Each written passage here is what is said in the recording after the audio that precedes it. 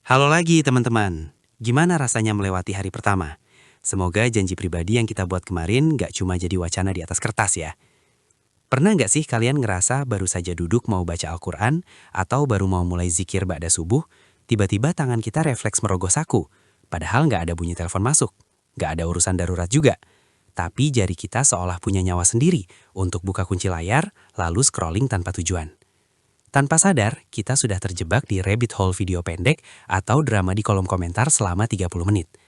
Tahu-tahu, waktu yang harusnya jadi momen paling tenang dan sakral dalam sehari, habis begitu saja. Kita merasa lelah, tapi nggak dapet apa-apa. Inilah fenomena haus digital. Di hari kedua ini, kita perlu jujur pada diri sendiri.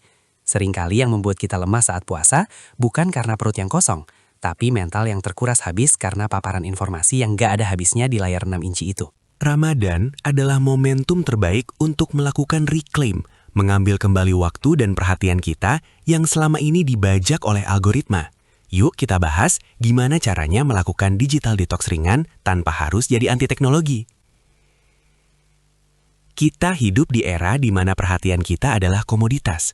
Aplikasi di HP kita dirancang sedemikian rupa supaya kita terus menatap layar. Tapi ingat, puasa itu artinya menahan diri. Dan di zaman sekarang, menahan diri dari scrolling itu tantangannya kadang lebih berat daripada menahan haus. Kenapa kita perlu digital detox ringan selama Ramadan? 1. Melawan algoritma godaan, menghindari lapar mata digital. Kita harus sadar bahwa di bulan Ramadan, algoritma media sosial tidak ikut berpuasa. Justru sebaliknya, konten food vlogging, resep takjil yang estetik, hingga iklan minuman dingin akan makin gencar lewati timeline kita.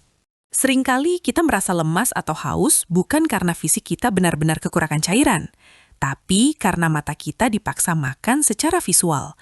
Inilah yang disebut lapar mata digital.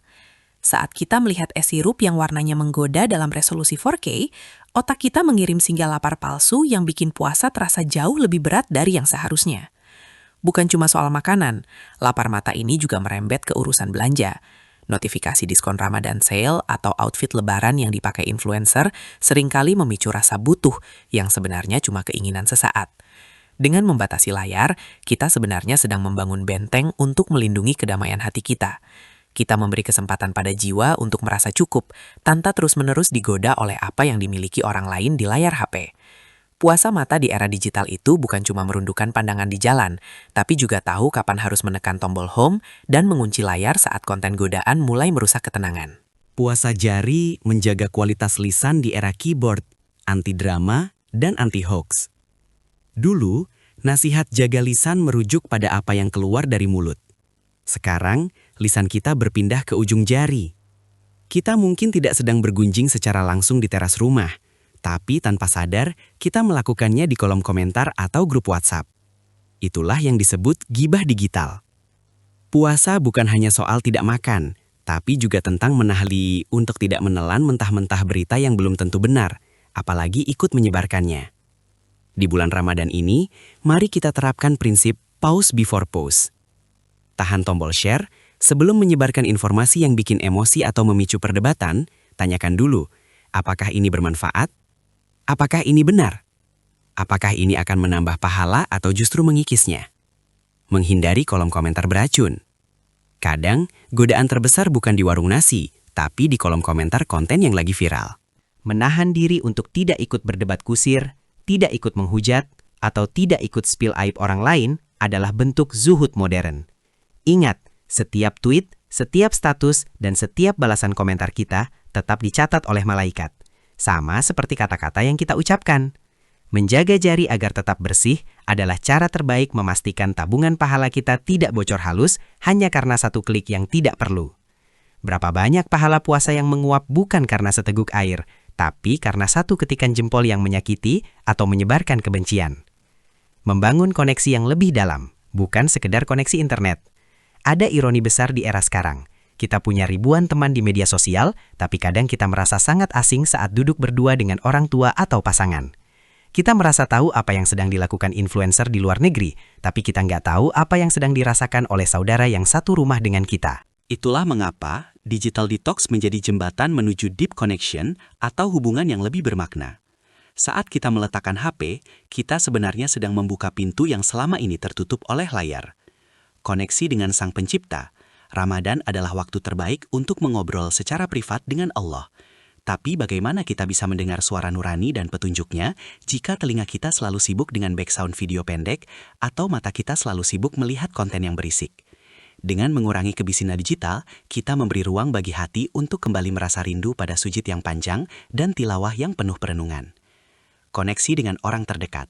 Coba perhatikan, kapan terakhir kali kita makan sahur atau berbuka tanpa satupun orang yang melirik layar HP? Digital Detox mengembalikan fungsi meja makan sebagai tempat bercerita, tempat saling bertatap mata, dan tempat menularkan energi kebaikan. Kehadiran fisik kita yang utuh, tanpa gangguan notifikasi, adalah hadiah terindah bagi keluarga kita di bulan suci ini. Koneksi dengan diri sendiri. Terlalu banyak melihat hidup orang lain bikin kita lupa mengenali diri sendiri. Ramadan adalah momen untuk pulang.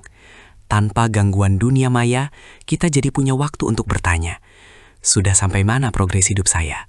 Apa yang ingin saya perbaiki? Kesunyian dari dunia digital adalah syarat mutlak untuk mencapai kejernihan berpikir.